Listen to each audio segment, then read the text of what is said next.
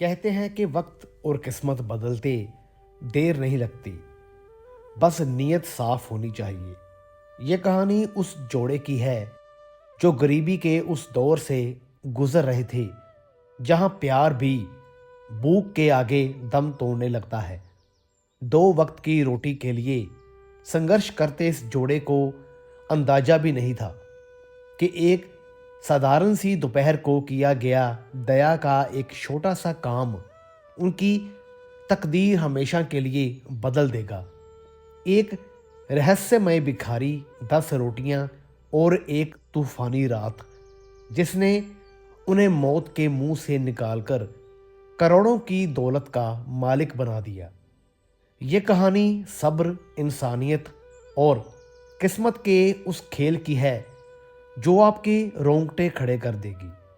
मेरा नाम सुनिधि है और मेरी शादी को 3 साल हो चुके थे। मेरे पति का नाम आर्यन था जो कि एक छोटी सी कंपनी में नौकरी करते थे। हमारी जिंदगी बहुत मुश्किल में गुजर रही थी। हम एक किराए के छोटे से मकान में रहते थे जिसकी छत बारिश में टपकती थी और गर्मी में वो कमरा भट्ठी की तरह गर्म हो जाता था। आर्यन बहुत मेहनती थे। वो सुबह 8 बजे घर से निकलते और रात को 10 बजे थके हारे घर लौटते थे। उनकी मेहनत देखकर मुझे रोना आता था, लेकिन मैं कुछ कर नहीं सकती थी। हमारे पास इतने पैसे नहीं होते थे कि हम अच्छा खाना खा सकें या कभी घूमने जा सकें। कभी कभी तो हमें एक वक्त का खाना भी छोड़ना पड़ता था। आर्यन अक्सर मुझसे कहते थे, सुनिधि, मैं तुम्हें वो खुशी नहीं दे पा रहा जिसकी तुम हकदार हो। तुम्हारे साथ गलत हुआ। तुम्हारी शादी किसी अमीर आदमी से होनी चाहिए थी। लेकिन मैं हमेशा उनसे यही कहती थी, आर्यन, आप मेरे साथ हैं, यही मेरे लिए सबसे बड़ी दौलत है। मुझे और कुछ नहीं चाहिए। लेकिन सच तो ये था कि गरीबी हमारे प्यार को भी मार रही थी। रातों को जब हम बिस्तर पर लेटे होते थे तो आर्यन अक्सर छत को घूरते रहते थे। उनके दिमाग में हमेशा कर्ज और घर के खर्चों की चिंता रहती थी। इस वजह से हमारे बीच वो प्यार और वो नज़दीकी कम होती जा रही थी जो नई शादी में होनी चाहिए थी। हम दोनों एक ही कमरे में सोते थे, लेकिन एक दूसरे से बहुत दूर थे। कभी कभी रात में मैं आर्यन की तरफ हाथ बढ़ाती थी, लेकिन वो इतने टेंशन में होते थे कि मेरी तरफ देखते भी नहीं थे। मुझे बहुत तकलीफ होती थी। मैं चाहती थी कि आर्यन मुझे गले लगाएं, मुझसे बात करें, लेकिन गरीबी ने उनकी सारी खुशी छीन ली थी। हमारे पास इतने पैसे भी नहीं होते थे कि हम किसी रेस्टोरेंट में जाकर खाना खा सकें या कोई फिल्म देख सकें। हमारी पूरी जिंदगी सिर्फ घर और ऑफिस के बीच सिमट कर रह गई थी।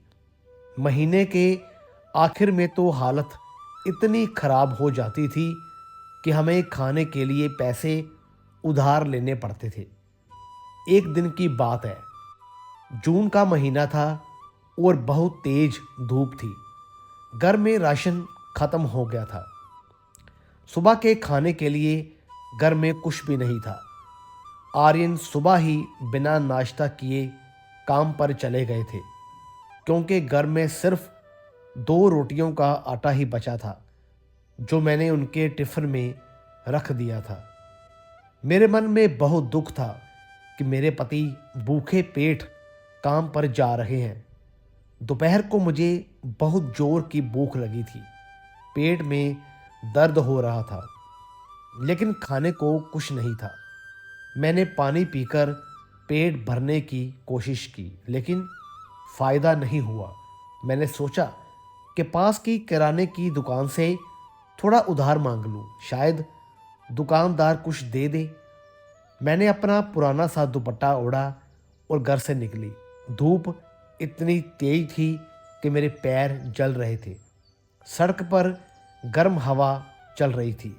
मेरा गला सूख रहा था। मैं 5 मिनट चलकर लाला की दुकान पर पहुंची। लाला की दुकान हमारे इलाके की सबसे बड़ी किराने की दुकान थी। वहां पहले से ही कुछ लोग खड़े थे, सामान खरीद रहे थे। लाला बहुत ही घमंडी और बदतमीज किस्म का आदमी था।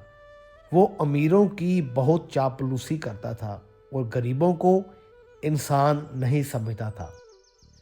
उसके मोटे पेट और चेहरे से ही उसकी लालची नीयत दिखती थी। मैं एक कोने में खड़ी होकर अपनी बारी का इंतज़ार करने लगी। मेरा गला प्यास से सूख रहा था और मेरे पैर दर्द से सुन्न हो रहे थे, लेकिन मैं इंतज़ार करती रही क्योंकि मुझे उधार चाहिए था। तभी वहाँ एक अजीब सी घटना हुई। दुकान के सामने एक बहुत ही बुजुर्ग भिखारी आया।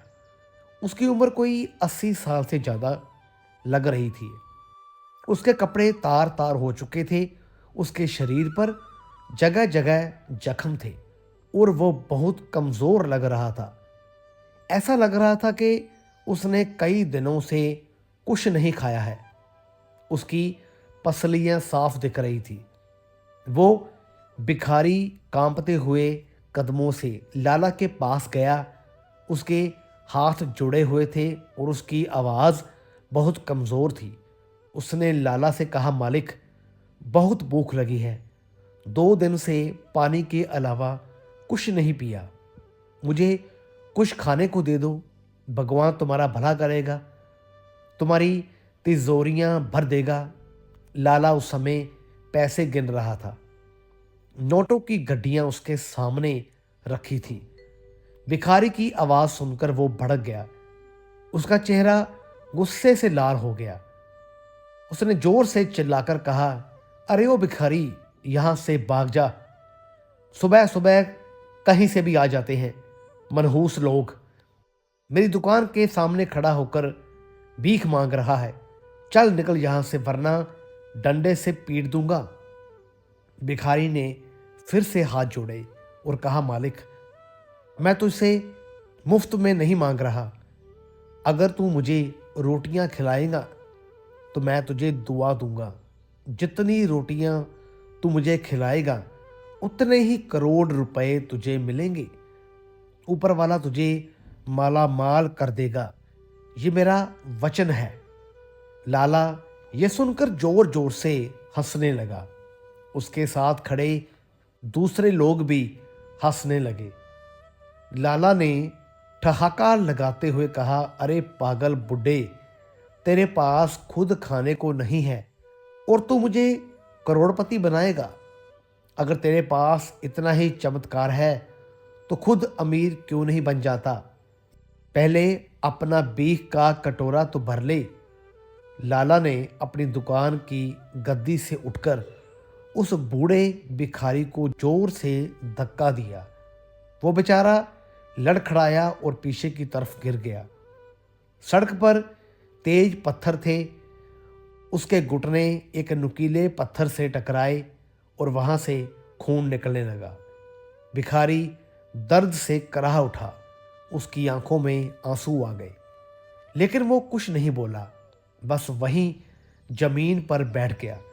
वहां खड़े लोग ये सब तमाशा देख रहे थे, लेकिन कोई कुछ नहीं बोला। कोई उस बूढ़े की मदद के लिए आगे नहीं आया।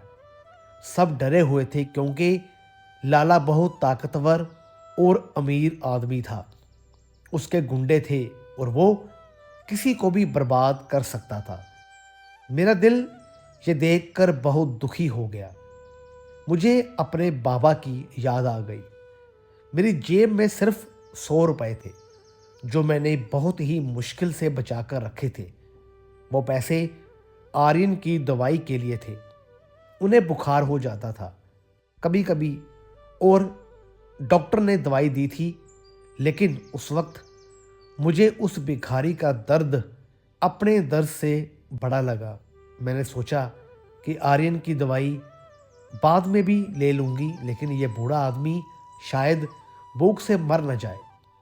मैं दौड़कर उस भिखारी के पास गई। मैंने उसे सहारा देकर उठाया। उसका शरीर बहुत हल्का था, जैसे हड्डियों का ढांचा हो। मैंने अपनी चुनरी से उसका खून पोंछा और धीरे से कहा, बाबा आप रो मत, मैं अभी आपके लिए कुछ लाती हूँ, आप यहीं बैठिए। लाला मुझे घूर रहा था। उसने जोर से कहा, अरे सुनिधि, तू भी इस भिखारी के चक्कर में मत पड़। ये लोग बस दिखावा करते हैं, इनके पास बहुत पैसे होते हैं। लेकिन मैंने उसकी बात पर ध्यान नहीं दिया। मैं भागी भागी पास के एक ढाबे पर गई। वहाँ का मालिक रमेश काका था, जो अच्छा आदमी था। मैंने उनसे कहा, काका मुझे 100 रुपए की 10 रोटियां और सब्जी दे दीजिए। बाहर एक बूढ़ा भूखा बैठा है। रमेश काका ने मुझे अजीब सी नज़रों से देखा और कहा, बेटी तू इतनी गरीब है फिर भी दूसरों के लिए खाना खरीद रही है, पहले अपना पेट तो भर ले। मैंने कहा, नहीं काका, मुझे भूख नहीं है। वो बूढ़ा बहुत कमज़ोर है, उसे खाना चाहिए। काका ने मुस्कुराते हुए 10 गरम गरम रोटियां और आलू की सब्जी एक पैकेट में बांध कर दी। मैंने उन्हें 100 रुपए दिए। वो मेरे आखिरी 100 रुपए थे। अब घर में एक भी पैसा नहीं बचा था। मैं वापस आई और वो खाना उस भिखारी को दिया।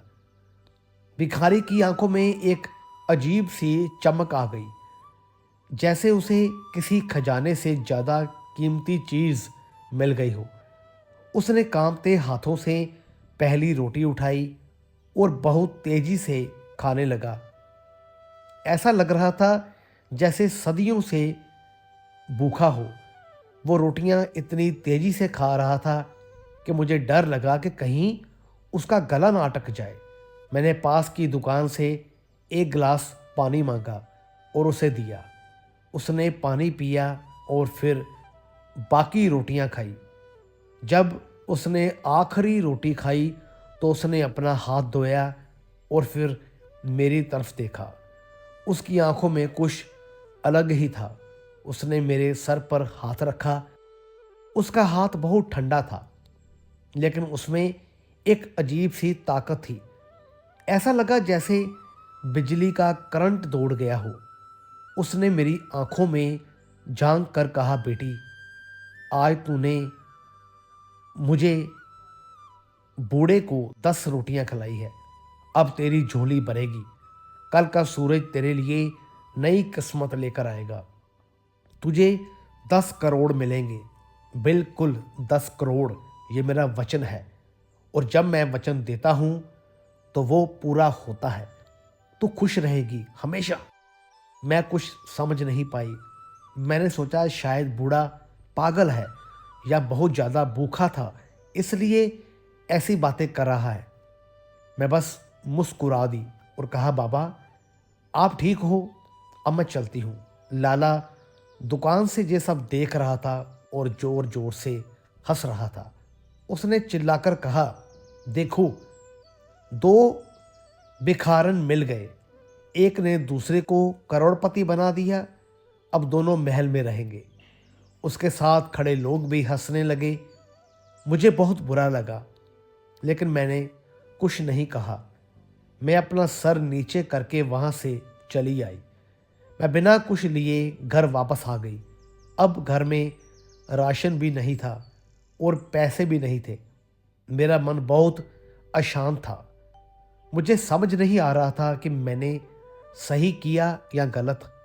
मुझे डर लग रहा था कि अब राशन कैसे आएगा और आर्यन की दवाई का क्या होगा। अगर आर्यन को पता चला कि मैंने आखिरी 100 रुपए भी एक भिखारी को खाना खिलाने में खर्च कर दिए तो वो क्या कहेंगे? शायद गुस्सा हो जाएंगे। शाम को जब आर्यन घर आए तो वो बहुत गुस्से में थे। उनका चेहरा सूजा हुआ था और आंखें लाल थी। उनका बॉस से बहुत बड़ा झगड़ा हुआ था। बॉस ने उन्हें नौकरी से निकालने की धमकी दी थी और कहा था कि अगले महीने से उनकी सैलरी काट ली जाएगी। आर्यन ने आते ही अपना बैग जोर से जमीन पर फेंका और सोफे पर गिर गए। उनका सर हाथों में था और वो बहुत ही ज़्यादा टेंशन में लग रहे थे।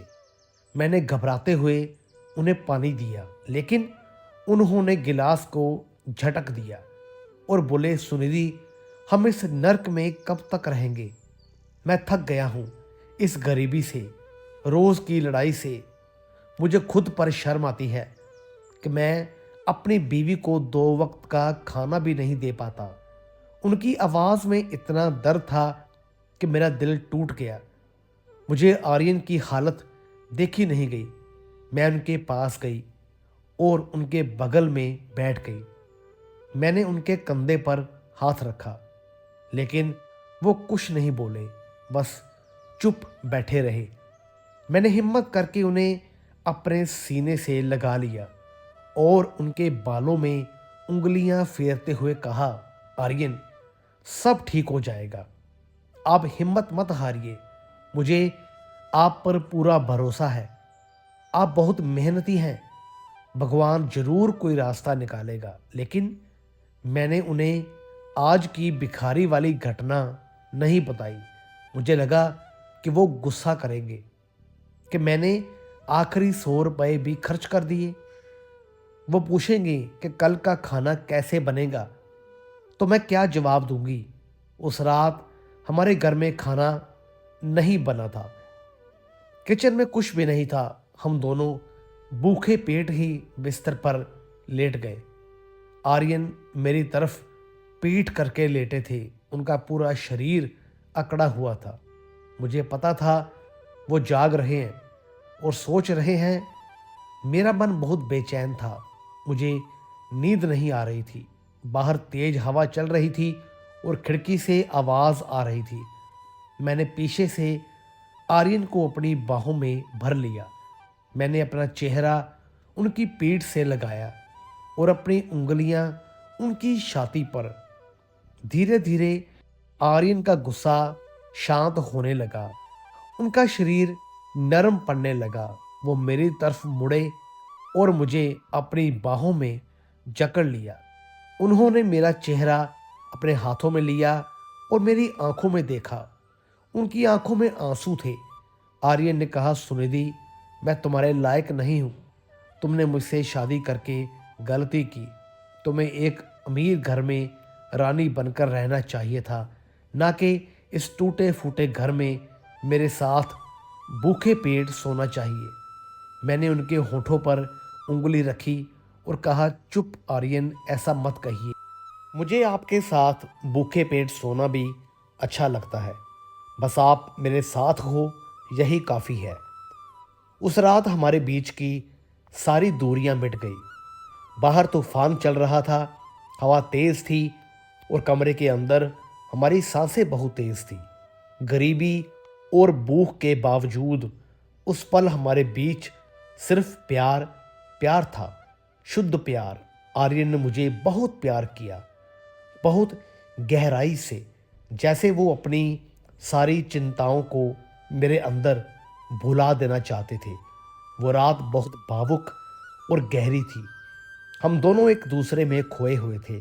हमारे छोटे से कमरे में बस प्यार था और कुछ नहीं। हमें पता ही नहीं चला कि कब रात गुजर गई और कब सुबह हो गई। अगली सुबह जब मेरी आंख खुली तो करीब 7 बज रहे थे। सूरज की रोशनी खिड़की से अंदर आ रही थी। आर्यन अभी भी गहरी नींद में थे।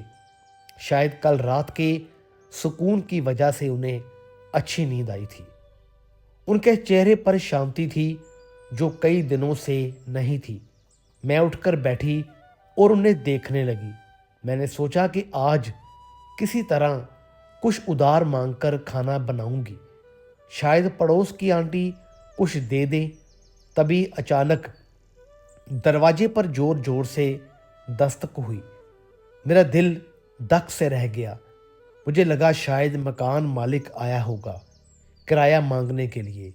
पिछले महीने का किराया भी बाकी था और उसने धमकी दी थी कि अगर इस महीने किराया नहीं दिया तो घर खाली करवा देगा। मैंने जल्दी से अपना दुपट्टा ओढ़ा और डरते डरते दरवाजे की तरफ गई। मेरे हाथ कांप रहे थे। मैंने धीरे से दरवाज़ा खोला, लेकिन बाहर कोई भी नहीं था। मैंने इधर उधर देखा। गली बिल्कुल सुनसान थी, कोई दिखाई नहीं दे रहा था। लेकिन मेरी नज़र नीचे पड़ी तो वहाँ एक बहुत बड़ा काले रंग का लेदर का बैग रखा था। वो बैग बहुत महंगा लग रहा था, चमड़े का बना हुआ। उसके ऊपर एक सफ़ेद लिफाफा चिपका हुआ था। मैं हैरान रह गई। ये बैग यहाँ कैसे आया? किसने रखा? मैंने इधर उधर देखा, लेकिन कोई भी नहीं था। मैंने धड़कते दिल से उस बैग को अंदर खींचने की कोशिश की। वो बहुत भारी था, जैसे उसमें ईंटें भरी हों। मैंने दोनों हाथों से खींचकर उसे अंदर लिया और जल्दी से दरवाज़ा बंद कर दिया। मेरा दिल बहुत तेज़ धड़क रहा था। मैं घबराई हुई थी। मैं समझ नहीं पा रही थी कि ये क्या है। मैंने आर्यन को आवाज़ दी, आर्यन उठिए, जल्दी उठिए, देखिए ये क्या है। आर्यन हड़बड़ाकर उठे। उनकी आंखें नींद से भरी थी। वो बिस्तर से उछलकर बाहर आए और बोले, क्या हुआ सुनिधि? इतना चिल्ला क्यों रही हो? कौन था दरवाजे पर? क्या मकान मालिक फिर से आ गया? मैंने कांपते हुए हाथ से उस काले बैग की तरफ इशारा किया जो दरवाजे के पास रखा था। आर्यन की नज़र उस बैग पर पड़ी। वो चौंक गए।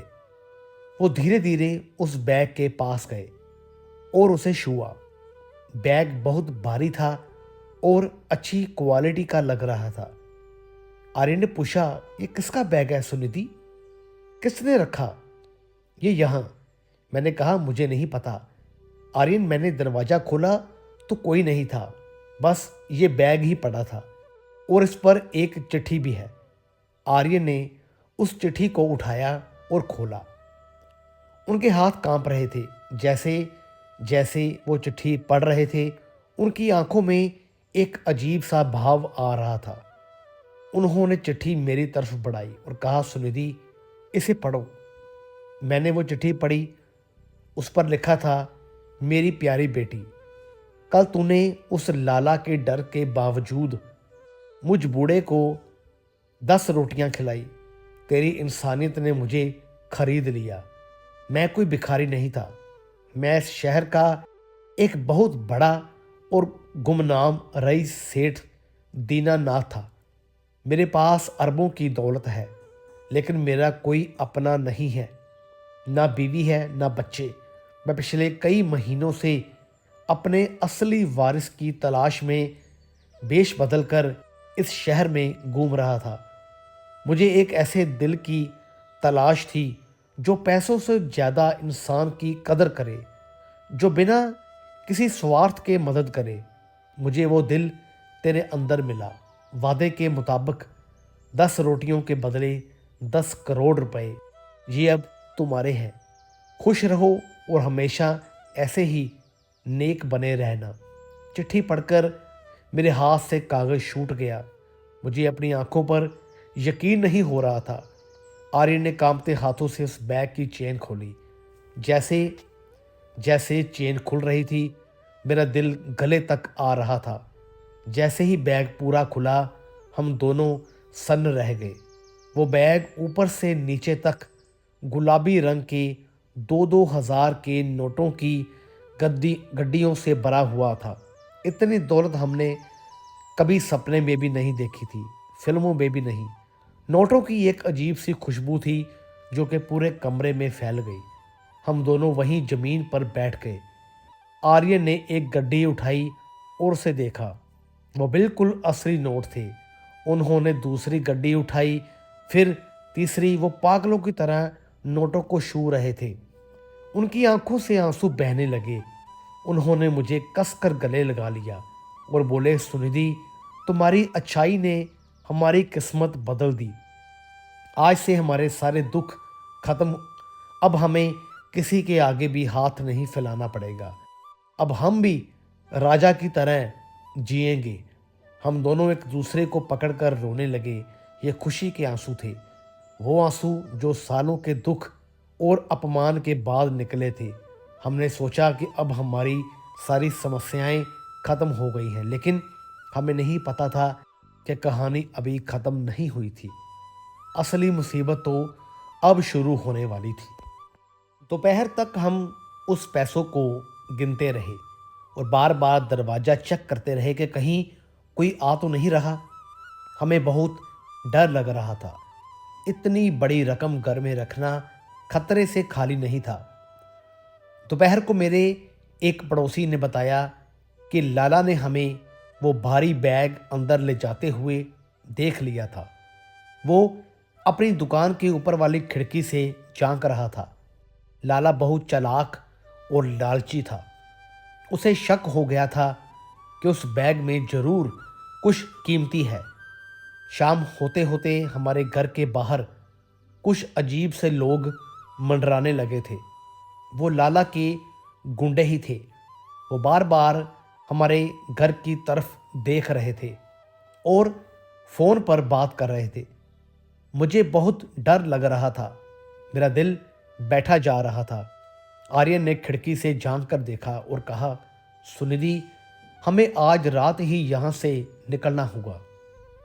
अगर उन्हें पता चल गया कि बैग में 10 करोड़ हैं तो वो हमें जान से मार देंगे और पैसे भी छीन लेंगे।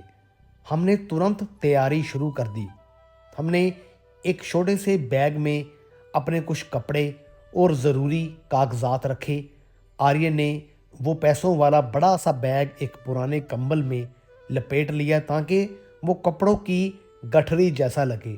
शाम को अंधेरा होते ही अचानक बिजली चली गई। पूरा मोहल्ला अंधेरे में डूब गया। ये लाला की चाल थी। उसने जानबूझकर बिजली कटवाई थी ताकि वो अंधेरे में हम पर हमला कर सके। हमारे घर के चारों तरफ सन्नाटा था। बस दूर से कुत्तों के भौंकने की आवाज़ आ रही थी। हम दोनों कमरे के एक कोने में दुबके बैठे थे। बैग हमारे बीच में था। आर्यन ने घर में रखा एक लोहे का रोड अपने हाथ में ले लिया। तभी खिड़की पर किसी ने खटखटाया। खट खट खट। मेरा दम घुटने लगा। आर्यन ने मुझे चुप रहने का इशारा किया।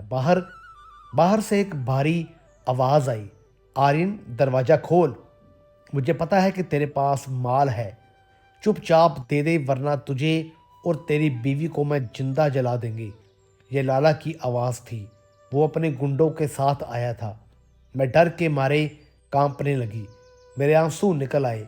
आर्यन ने मेरा हाथ पकड़ा और धीरे से फुसफुसाए, सुनिधि, डरो मत, पिछले दरवाजे से भागेंगे। वो दरवाज़ा एक तंग और गंदी गली में खुलता था जहां लोग कचरा फेंकते थे। आर्यन ने धीरे से पिछला दरवाज़ा खोला। वहां बहुत अंधेरा और बदबू थी, लेकिन जैसे ही हम बाहर निकले वहां लाला का एक गुंडा खड़ा था। उसके हाथ में एक बड़ा चाकू था। उसने हमें देख लिया और चिल्लाया, इधर है, पकड़ो। उसने चाकू तानकर आर्यन पर हमला कर दिया। मैं चीख पड़ी, लेकिन आर्यन ने गजब की हिम्मत दिखाई। उन्होंने अपनी पूरी ताकत से उस गुंडे के हाथ पर लोहे का रोड मारा। गुंडे के हाथ से चाकू गिर गया और वो दर्द से चिल्लाकर गिर पड़ा। आर्यन ने मेरा हाथ खींचा और कहा, भागो सुनिधि, रुको मत। हम दोनों उस अंधेरी रात में नंगे पैर भागने लगे। हमारे हाथ में वो भारी बैग था और पीछे लाला और उसके बाकी गुंडे थे। वो गालियां देते हुए हमारे पीछे दौड़ रहे थे। बारिश शुरू हो गई थी और हम भीगते हुए शहर की तंग गलियों से गुजर रहे थे। पत्थरों से हमारे पैर छिल रहे थे, लेकिन हम रुके नहीं। मेरी सांस फूल रही थी, मेरा गला जल रहा था, लेकिन आर्यन ने मेरा हाथ नहीं छोड़ा। उनकी पकड़ बहुत मजबूत थी। हम भागते भागते शहर के पुराने रेलवे स्टेशन के पास पहुंचे। वहां एक मालगाड़ी खड़ी थी जो धीरे धीरे चलने लगी थी। सिग्नल हरा हो चुका था। आर्यन ने कहा, सुनिधि, उस ट्रेन में चढ़ना होगा, वही हमारा एकमात्र सहारा है। ट्रेन की गति बढ़ रही थी। आर्यन ने पहले मुझे उठाया और एक खुले हुए डिब्बे में धक्का दिया। मैं अंदर गिर पड़ी। फिर उन्होंने वो भारी बैग अंदर फेंका और खुद भी दौड़कर डिब्बे का हैंडल पकड़ लिया। ट्रेन तेज हो गई थी। आर्यन का पैर फिसल गया। मैं चिल्लाई, आर्यन, लेकिन आर्यन ने हिम्मत नहीं हारी। उन्होंने अपनी पूरी जान लगाकर खुद को ऊपर खींचा और डिब्बे के अंदर लुढ़क गए। लाला के गुंडे पीछे रह गए। वो प्लेटफॉर्म पर खड़े होकर चिल्ला रहे थे, लेकिन ट्रेन अंधेरे में गायब हो गई। हम दोनों उस गंदे और अंधेरे डिब्बे में गिर पड़े थे। डिब्बे में कोयले की धूल थी। हमारी सांसें बहुत तेज चल रही थी, जैसे फेफड़े फट जाएंगे। हम पूरी तरह से भीग चुके थे और ठंड से कांप रहे थे, लेकिन हम जिंदा थे और सुरक्षित थे। आर्यन ने मुझे अपनी छाती से लगा लिया और हम दोनों जोर जोर से हंसने लगे। ये हंसी पागलपन वाली थी। ये मौत को मात देने की हंसी थी। आर्यन ने मेरा चेहरा अपने हाथों में लिया और कहा, अब कोई डर नहीं सुनिधि, अब हम आज़ाद हैं। अब हम एक नई दुनिया में जाएंगे, जहाँ कोई गरीबी नहीं होगी, कोई लाला नहीं होगा। ट्रेन पूरी रात चलती रही। ठंड बहुत थी। हवा हड्डियों को चीर रही थी। हमारे कपड़े गीले थे। उस सुनसान डिब्बे में हम दोनों अकेले थे। मौत के मुंह से बच निकलने के बाद हमारे जज्बात फिर से उमड़ आए थे। हमें एक दूसरे की बहुत ज़रूरत थी। आर्यन ने मुझे ठंड से बचाने के लिए अपनी गीली शर्ट उतार दी और मुझे अपनी गर्मी देने के लिए अपने बहुत करीब कर लिया। उस चलती ट्रेन की लय के साथ हमारे दिलों की धड़कनें भी मिल रही थी। उस रात हमने एक दूसरे को वो प्यार दिया जो शायद महलों में भी नहीं मिलता। हमने एक दूसरे की रूह को छू लिया। वो ट्रेन हमारी नई मंजिल की ओर ले जा रही थी और हम एक दूसरे की बाहों में सुरक्षित महसूस कर रहे थे। अगली सुबह जब ट्रेन रुकी तो हम एक बड़े और अनजान शहर में थे। सूरज निकल रहा था और एक नई सुबह हो रही थी। हमने स्टेशन से बाहर निकलकर एक अच्छे से होटल में कमरा लिया। सबसे पहले हमने उस पैसे को बैंक में सुरक्षित जमा करवाया। कुछ महीनों के बाद हमने अपना खुद का बड़ा घर खरीदा, एक सुंदर विला, और आर्यन ने अपना खुद का बिजनेस शुरू किया। लाला और उसका लालच उसे ले डूबा। उसे बाद में पुलिस ने किसी और जुर्म में पकड़ लिया और उसे लंबी जेल हो गई। उसका घमंड टूट गया। आज हम बहुत अमीर हैं। हमारे पास सब कुछ है, महंगी गाड़ियाँ, बड़ा बंगला, नौकर चाकर। हम दुनिया की किसी भी जगह जा सकते हैं। लेकिन आज भी जब मैं आर्यन को देखती हूँ तो मुझे वो 10 रोटियाँ और वो तूफ़ानी रात याद आती है। हम अक्सर अपनी बड़ी सी बालकनी में बैठकर शाम की चाय पीते हैं और उस भिखारी सेठ दीनानाथ को याद करते हैं, जिसने हमें सिखाया कि देने वाला हाथ लेने वाले हाथ से हमेशा बड़ा होता है और मुसीबत में पति पत्नी का एक दूसरे पर भरोसा ही सबसे बड़ी ताकत होती है। हमारी ज़िंदगी अब एक खूबसूरत सपने जैसी है और हमारे प्यार में वो गहराई आज भी बरकरार है जो उस गरीबी के दिनों में थी, बल्कि अब और भी गहरी हो गई है क्योंकि हमने साथ में बुरे वक्त को हराया है। तो दोस्तों, कैसी लगी आपको ये कहानी? वीडियो अच्छी लगी हो तो लाइक करें, शेयर करें, चैनल को सब्सक्राइब ज़रूर करें। तो मिलेंगे फिर से एक और नई दिलचस्प कहानी के साथ। तब तक के लिए गुड बाय।